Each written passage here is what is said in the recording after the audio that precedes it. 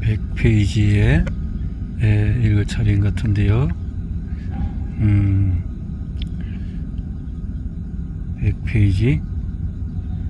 자, 만성피로 증후군은 병인가? 만성피로 증후군. 현대인들은 누구나 조금씩 피로를 갖고 있다. 그래서 피로가 질병이 아니라고 생각하는 사람이 많다. 하지만 항상 피로한 상태에 있고 이로 인해서 가정생활에 크게 지장을 받을 경우에 이를 질병으로 분리해서 만성피로 증후군이라고 부른다. 그러나 이 질환은 질병으로 보기에는 애매한 부분이 많은 것이 사실이다. 그래서 병이라고 하지 않고 증후군이라고 부른다. 현재 10만 명당 180만 명 정도가 만성피로 증후군을 앓고 있는 것으로 추정된다. 10만 명에 180명. 현재까지 만성피로 증후군의 원인은 정확히 밝혀지지 않고 있다. 그러나 다이옥신 등 행독성 물질이 몸에 들어가서 두뇌 척수에 염증을 일으키는 면역질환이라는 설이 있고, 현대인들이 섭취하는 각종 음식이 들어있는 합성화학 물질과 대기오염 등을 통해서 공해물질, 정신적인 스트레스 등에 의해서 일하는 것이 분석이 있다. 하지만 대부분의 환자가 자신이 병에 걸렸는지 인식하지 못하고 의사들도 병명을 알지 못해서 원인불명 질환으로 보고는 한다. 미국 질병통제예방센터에서는 만성피로 증후군에 대한 진단 기준을 만드는 데 다음과 같다. 만성피로 증상이 6개월에서는 지속 반복된다. 병원에서 진찰 검사를 해봐도 특별한 원인이 밝혀지지 않는다. 충분히 휴식하고 일을 줄여도 피로 증상이 해소되지 않는다. 피로 때문에 예전보다도 업무, 학습 능력이 현저히 떨어진다. 이러한 4가지 모두 해당되면 일단 만성피로 증후군을 의심해 봐야 한다. 만약에 이러한 증상이 있다면 다음의 8가지를 다시 체크해 봐야 한다. 기억력 감소, 집중력 감소, 인두통, 목 부분에 임파선이 붓고 통증이 있고, 겨드랑이 부분에 임파선이 붓고 통증이 있고, 평소와는 다른 새로운 두통, 잠을 자고 일어나도 상쾌하지 않고, 평소에 다르게 운동 후에 24시간 이상 지속되는 심한 피로감, 위의 8가지 중에서 4가지 이상의 증상이 6개월 이상 지속되거나 반복해서 나타나면 만성피로 증후군으로 진단한다. 요약하면 다음과 같다. 충분한 휴식을 취했는데도 피곤한 증상이 계속되거나 건망증이 있고 초조하거나 우울해, 또한 시력이 나빠지고 잠을 설치며 두통이나 근육통, 관절통을 동반하는 경우가 많고, 집중력이 떨어져서 일의 능률이 오르지 않는다. 한 번은 병원에 만성피로 증후군을 앓고 있는 피부과 의사가 내원한 적이 있었다.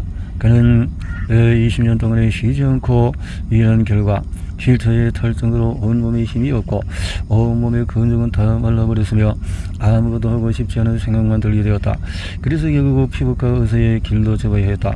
왜냐하면 몸이 물에 젖은 손처럼 꼼짝할 수 없고 입맛이 없고 몸은 점점 말라가고 피로감이 심해서 도저히 진료할 수 없었기 때문이다. 그는 일요일에도 진료를 하고 휴가도 가지 않고 야간 진료까지 하면서 몸을 혹사하고 자신의 에너지를 모두 쏟아부어서 자신을 지치게 만들었다. 그 결과는 만성피로 증후군으로 나타나 걸음도 노인처럼 걸으며 피골이 상접한 상태가 되고 말았다. 따라서 만성피로 증후군은 일은 하되 무리하지 말아야 되며 대강 많은 휴식을 취해야 하고 항우울제 등과 같은 약물 치료를 해야 한다. 삶에서 써야 할 에너지를 한꺼번에 모두 써버리면 몸과 마음에 탈이 나기 마련이다. 이때 명상과 요가 같은 것이 큰 도움이 될 수가 있다. 그리고 몸과 마음을 쉬고 삶을 즐길 수 있어야 한다.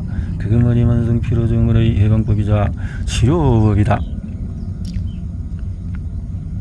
매 맞는 아내의 증후군과 폭력성의 위험성. 자, 이제 조금 여기가 있으니까 자리를 옮겨서 또 보도록 해봅시다.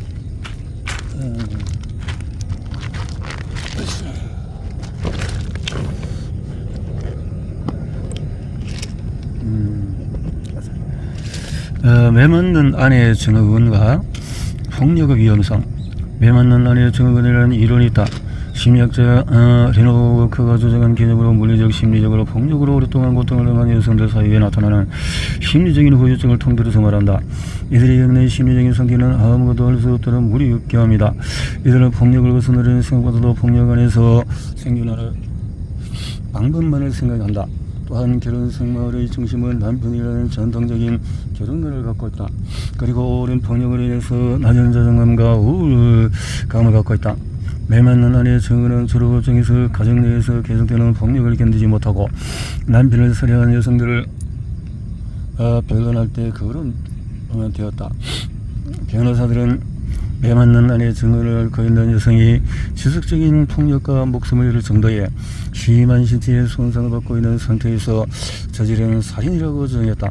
그러나 법정에서는 매 맞는 아내의 증언이라는 정신적인 혼란 상태에 질병의 상태를 인정하지 않고 단지 정당방위라는 차원에서 무죄를 선고하는 경우가 많다. 레노 그놈에 맞는 아내의 증언에서 보이는 폭력의 역수관을 상당히 일어났다. 1단계는 긴장감이 고조되는 시기로 남편이 아내에 대한 분노감이 증가하는 시기, 2단계는 남편이 갑자기 아내에게 폭력을 저지르고, 3단계는 아내가 무참히 폭력을 저지르고 자신의 잘못을 반성하고 다시는 일이 없을 거라고 맹세한다.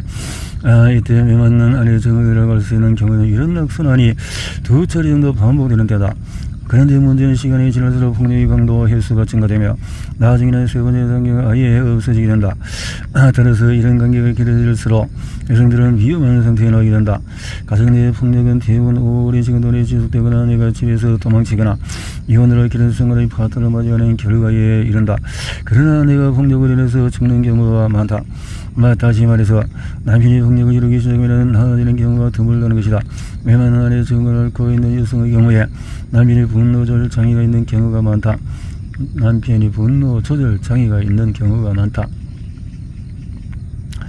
예전에 어떤 중년 여성이 대원을 했다. 그녀의 남편은 잘 해주다가도 언어적인 폭력은 물론이고 인격을 무시하는 말을 자주 했으며 자신이 원하는 것을 해주지 않을 때는 남들에게 보이지 않도록 얼굴은 때리지 않고 몸이나 발을 때린다고 했다. 그러고는 다음 날이면 미안하다고 사정하고 자신이 실수했다고 용서를 구하고 고가의 백이나 액세서리를 선물하는 일이 반복된다는 것이다. 이 여성은 이것이 남들도 겪는 일이라고 생각했지만 주변 여성들과 얘기를 나눠보고 자신만이 맞고 살고 있다는 사실을 알게 되었다. 그래서 상담을 내원한 것이다. 남편의 경우에 분노 조절 장애가 얼마나 대단했던지 아내를 때리는 일이 반복되자 아내가 가출을 했는데 남편이 분신 자살을 했다.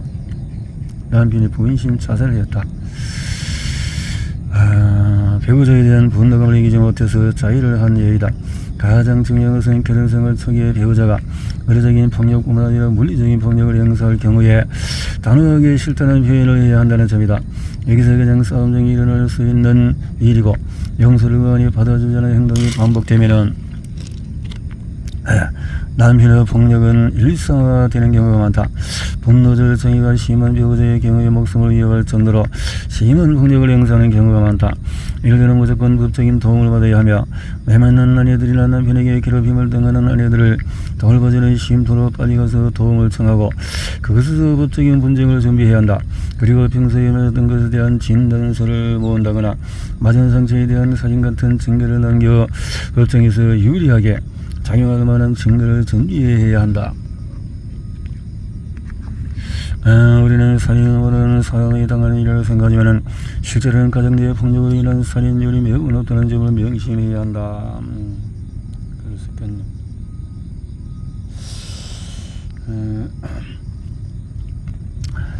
참 인생이 맞지 않은 순간에 분노 조절 장애로 인해서 일어나는 일들이 많겠다.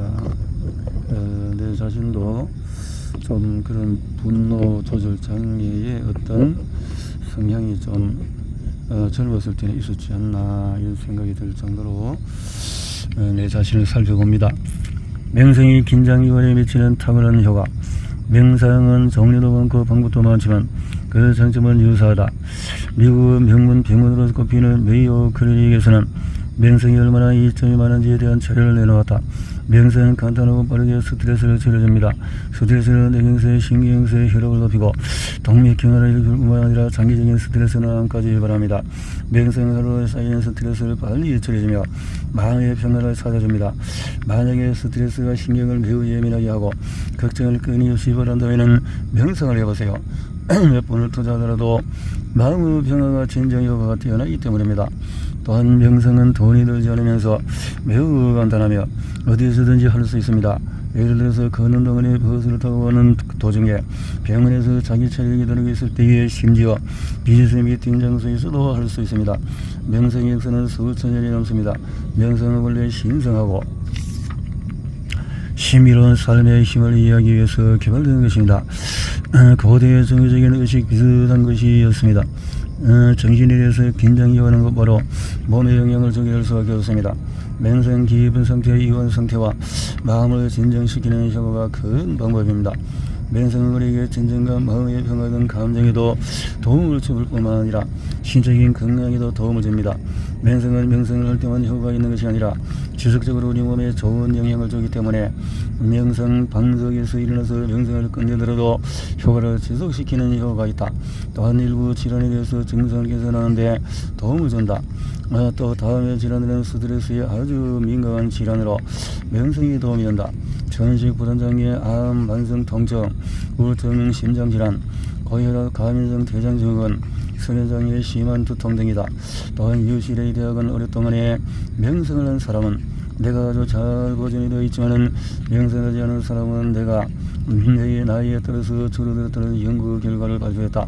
명상은 항우울증과 같은 효과를 가져와 우울증과 불안증을 줄여준다는 연구 결과가 있고, 며칠간의 명상만으로도 집중력이 높아진다는 연구 결과가 있다.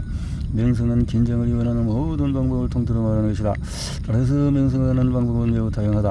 명상의 방법 중에서 가장 쉬운 방법으로는 편하게 앉아서 눈은 반쯤 뜨고 등은 고추 세우고 집중할 수 있는 곳에서 하는 방법이 있다. 그리고 명상할 때 잡념이 생기는 것을 잊지 말아야 한다. 잡념이 생기는 것이 문제인 것이 아니라 오히려 정상적인 일이다. 내일 건강은 원래는 날인데 잊지 말자. 오늘 직장 상사의 지적을 받았는데 자존심이 상한다. 아참, 또 머리가 또 요즘 기운이 없어진데 치매까지 오면 또 등등등등 이렇게 이런 명상법은 무엇을 더 가면서 손잡이를 잡고 들숨번들숨 집중해도 되고, 눈그러기 돌리는 시간에 가비 앉아도 되고, 간단한 명상의 마음 평화를 가져오고 긴장을 부주고 스트레스를 풀어주는 효과를 가져다 줄 것이다. 들숨 날숨을 하면서 심호흡을 하자 이 말이죠. 심호흡. 몰입이 정신 건강에 가져다 주는 효과.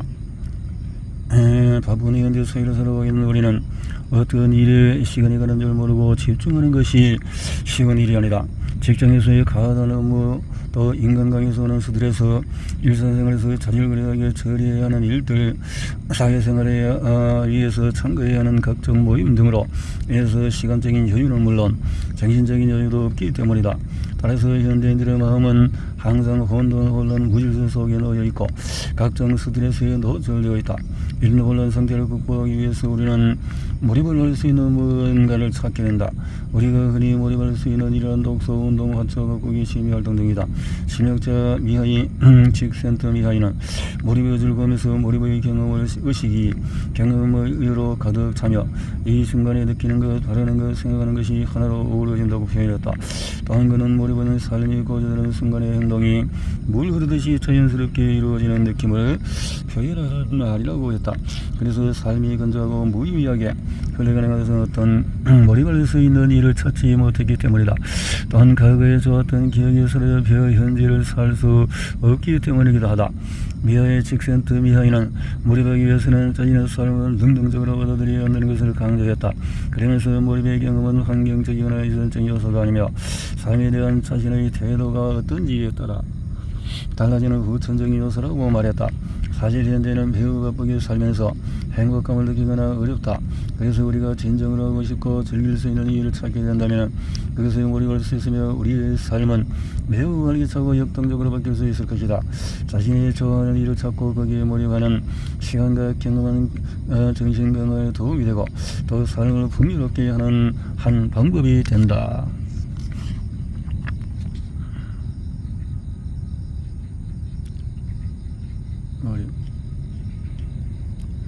몰입을 하고 무의식적인 저항이 일어나는 이유는 무의식적인 정신과 면담을 하다 보면 환자가 진료 시간에 늦게 오는 경우도 있고 면담 시간에 불필요한 말만 하는 사람도 있고 어떤 사람은 아예 치료를 포기하는 경우도 있다. 이런 경우에 환자가 무의식적인 저항을 보이지 않는지 살펴보게 된다.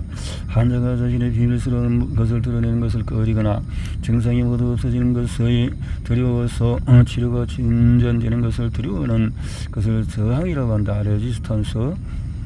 이러한 무의식적인 저항이 있을 경우에 환자는 자신도 모르게 자신의 치료를 방해하게 된다. 그래서 이와 같은 행동이 나타나는 것이다. 또한 어떤 치료자가 질환을 모두 없애주겠다고 확신이 차서 말할 경우 환자가 다시는 그 병원에 찾아가지 않는 경우가 있다. 그 이유는 환자는 사실 자신의 증상이 현재 불편하긴 하지만 자신의 증상이 매달려서 그럭저럭 살아왔기 때문에 그 이후에 공력을 메울 수 없어서 오히려 병적인 상태에 있는 것이 변화된 뒤에 그에 들 많은 책임을 지는 상황보다 낫다고 생각하기 때문이다. 이런 극단적인 예를 군대에서 볼 수 있다. 사인들 중에서 갑자기 걷지 못하거나 앞을 보지 못하는 환자가 종종 있다. 이들은 군인으로서 해야 할 과정은 업무가 두려워서 무의식적으로 자신의 증상을 만들어낸 것이다. 이런 증세가 좋아질 경우에 다시 복귀해야 하는 두려움 때문에 증세가 좋아지는 것을 원하지 않는다. 현재의 증상이 걷지 못하고 앞을 보지 못하고 불편하게 해도 부서져 들어가지 말아야겠다는 그 차이 그것 때문에 사람들은 대부분 자신의 마음이나 행동을 변화시켰을 때 더 나은 삶이 열린다는 것을 알고 있다. 그러나 좀처럼 변하지 못하는 것은 변화의 대가를 치르기 싫기 때문이다. 알고 정돈 환자의 경우에 술을 끊게 되면 이것들은 가족의 생계를 책임져야 하고 사회에서 요구하는 경쟁에 뛰어들어야 한다. 또 우울증 환자의 경우에 증세가 좋아지면 이제 가족들의 관심으로부터 멀어지게 되고 스스로 자신의 일을 해야만 한다. 그래서 무의식적으로 치료를 거부하는 사람도 있다. 또 어떤 사람은 항상 성진의 원통에서 실수를 저질러 성진이 좌절이 된다. 이 사람은 성진 뒤에 감당해야 할 책임을 두려워하기 때문에 무의식적으로 실수를 저지르는 것이다. 회피의 수단으로 그렇게 일을 저지르고 나쁜 상태로 그냥 머물기를 원한다는 거죠.